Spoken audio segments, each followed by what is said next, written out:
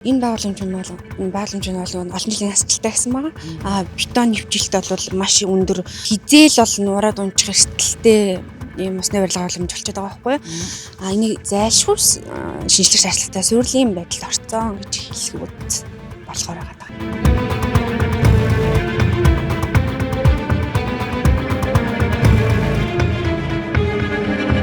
Ховд аймгийн хэмжээгээр 189 гэр хорооллын айл өрх, 4962 орон сууцны айл өрх, 332 аж ахуйн албан байгууллагаас ирж байгаа бохор усыг энэ цэвэрлэх байгууламж цэвэршүүлдэг гэсэн.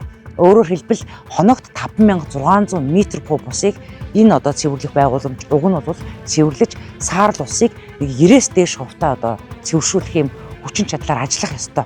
Гэтэл өнөөдөр дөнгөж 54% хүрхтэй өгөөтэй болцсон хамаг ханаа нь ингээд нэвчээд тусдаа усаа ингэж ялгаж цэвэршүүлэх байгууламж нь холилдсон ийм нөхцөл байдал үүсчээд байгаа байхгүй юу. Тэгэхээр 2030 он гэхэд мэдээж айл өрөх, аж ахуйн нэг албан байгууллагын тоо бол өснө. За нэг тооцоо хийж үзэхэд нэг 40 орчим хувиар бол өнөөдрийн байгаа албан байгууллагуудын тоо, айл өрхүүдийн тоо бол өсөх ийм урдчилсан тоон үзүүлэлт гарч байгаа юм.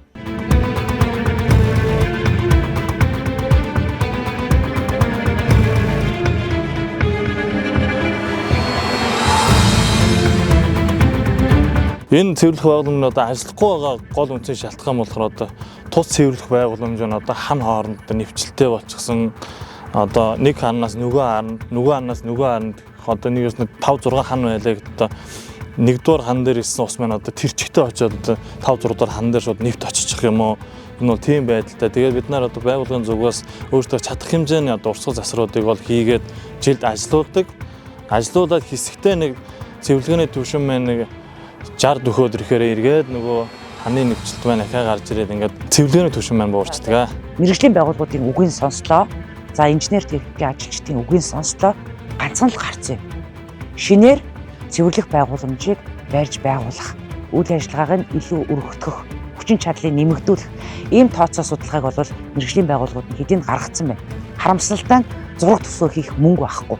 За удаа дараа бол саналаа ингээд өгөөд Ховд аймагт үнэхээр цэвэрлэх байгууламж зайлшгүй шаардлагатай байшүүгээд төрлөөгөө явуулдаг.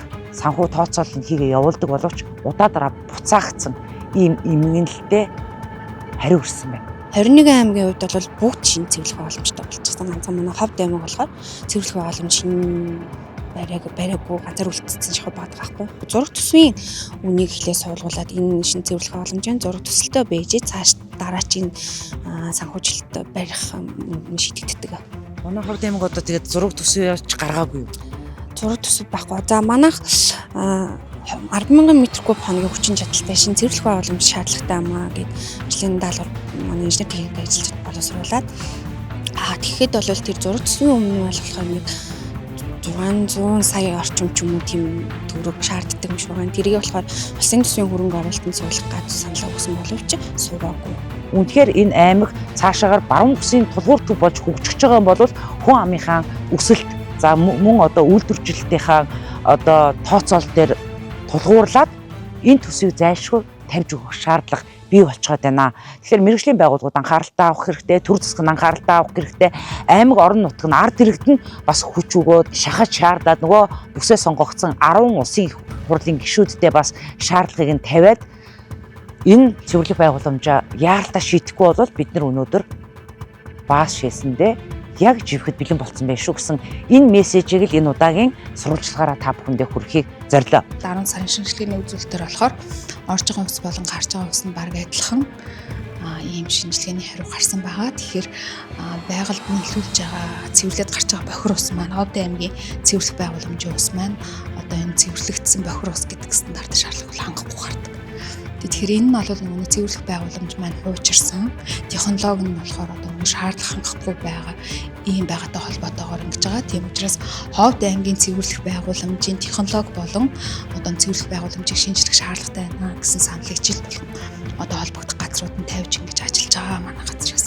Цэвэрлэх байгууламжаа шинжилээд авчвал тухайн гарч байгаа ус маань гол руу нийлсэн ч ногооч дээр очсон ч мөн манай ойн бүс рүү явсан ч хор хөнөөлгүй л байгаа. Яг одоохны байдлаар бол хор хөнөөлтөө.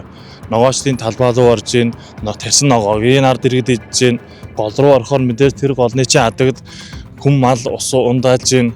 Ер нь бол аюултай байдал байна. Тэгэхээр яг энэ саарл ус шууд одоо буйд гол руу нийлүүлэгдэж байгаа гэж үзэхэд бол хүлээн зөвшөөрч байгаа юм байна шүү дээ, тийм ээ? Ер нь бол баг нийлж байгаа дөө. Ховд аймгийн цэвэрлэх байгууламж ашиглалтанд орсноос хойш 2 удаа их засвар урсгал ажил хийгдсэн. 2001 онд Азийн хөгжлийн банкээр хийгдсэн нэг ажил, 2015 онд улсын төсвөөр 1.5 тэрбумаар хийгдсэн 2 ажил байгаа. 2015 оны улсын төсвөөр хийгдсэн ажил дээр болохоор Ховдын дулга компани 1.5 тэрбум улсын төрөлхтөнд ажил хийгдснээс 2 коридор нэмж хоногт 2800 м3 хоногт ус гаргадаг байсан цэвэрлэх байгууламжийг 2 дахин хэсгэж 5.5600 м3 болгож өргөдгсөн. Өргөтөл шинжилэл хийгдсэн боловч тэр өргөтөл шинжилэлтүүд маань болохоор төдийлөн ингээд сайн үр дүнд хүрдэггүй байгаа.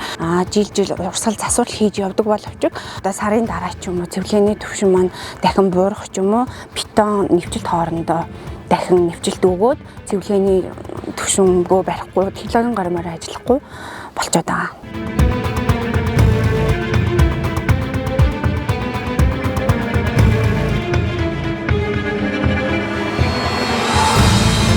Байгаль орчинд учруулах сөрөг нөлөөллийн талаар нүдэнд шууд харагдаж байгаа зүйлүүд байсан уу? Яг шинэ шалгалтын явуулахаар шим ус орон нутгуудаар хараад тэр цэвэрлэх бохирын байгууламжлал болохоор цаашаа буйд гол тал руугаа газар тариалан бүс тал руугаа нэг илүү үсэд нэвчшээснээр бид нар болохоор зогсоогоод арилгуулсан байгаа. Мөн энэ цэвэрлэх байгууламжийн хүчин чадал нь бол муудсан байгууллагын ажлын явц мөсөөр танилцуулалтад муудсан байгаа. Шинжилгээ шаардлагатай байгаа.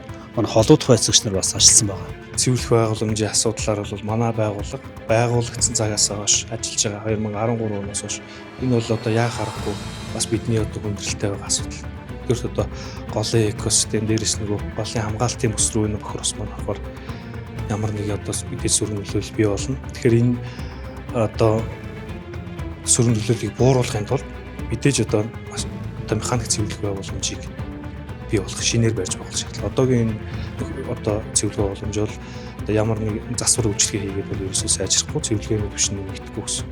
Тэгэхээр одоо манай сав газрын захирал Баян-Улгийн аймгийн хамарчууд үйл ажиллагаа явуулдаг. Баян-Улгийн аймгийн цэвэрлэх байгууламж хоногт 4800 шометр усыг цэвэршүүлэх тийм хүчин чадалтай шинээр цэвэрлэх байгууламжийг энэ жил одоо ашиглалтанд оруулсан байна. Тэгэхээр одоо манай аймаг бол цаг алдалгүй энэ дээр аймаг орон нутаг анхаарч одоо энэ цэвэрлэх байгууламжийг шинжлэх шугамжуулж нэсэр үйлчлэгийг сайжруулах юм шаардлагатай байж байгаа. Ганцхан л гарч байгаа. Энэ бол цэвэрлэх байгууламжийг шинээр бариад ашиглалтанд оруулах явдал. Үүний төсөв мөнгийг нь улсын төсөв, орон нутгийн төсөв, төсөл хөтөлбөрийн байгууллагуудад одоо санал тавьж эргэж төлөвлөх нөхцөлтэйгээр одоо суулгаж цаг алдахгүйгээр ажлыг нь эхлүүлэх шаардлага байгаа. Тэгэхгүй бол ховдчууд бохирдож ирэхэд маш ойрхон болчиход байна. Орон сууцнд амьдарч байгаа иргэн таны крантнаас ус тасраад ирэхэд ямар хөө зэвтэй ус гоождөг вүлээ. Энийг та бүхэн бол илүү сайн мэдж байгаа. Энэ асуудлыг бид дараагийнхаа бас сурвалжлагаар хөндөг. Тэгэхээр энэ сурвалжлага 3 цуврал сурвалжлага болж үзэгч та бүхэндээ хүрэх юм шүү. Тэгэхээр санаа бодлоо хэлээрээ өөр ховд хотод маань нийт шаардлагатай нийт иргэдийг хамарсан ямар тулгамдсан асуудал байгааг доор бичээд өгөөрэй. Иргэд та бүхний одоо мэдээллийн дагуу бид сурвалжлагыг цаг алдахгүй хийх болно.